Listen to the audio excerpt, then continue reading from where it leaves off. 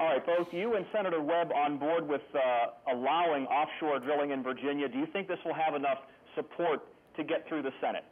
Well, I think it's an open question. There's a lot of senators from interior states that don't like the revenue sharing aspect of this. The bill that we've put forward says, let's go ahead and if we're going to find oil off or gas off the coast of Virginia, let's make sure Virginia gets a share of the proceeds.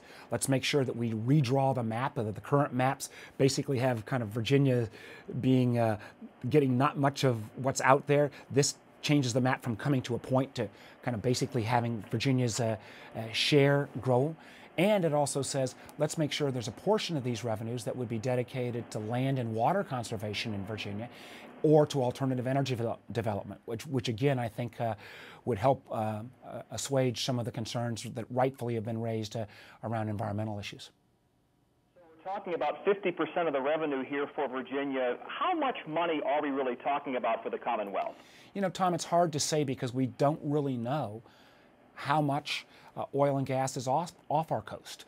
I think we are talking about a process that would be multiple years before we'd even start drilling.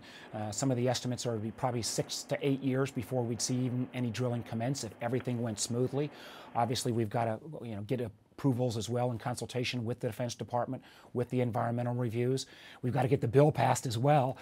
So this isn't going to happen imminently, but it could amount to, tens, if not hundreds of millions of dollars on a long-term revenue stream. Again, not going to solve our state budget woes or our transportation problems alone, but it's something that if we're going to take advantage of this and stop having the kind of huge amounts of imported oil, oftentimes from countries that don't like us, and actually go to some of our domestic production, it'll make sure that Virginia gets a fair share.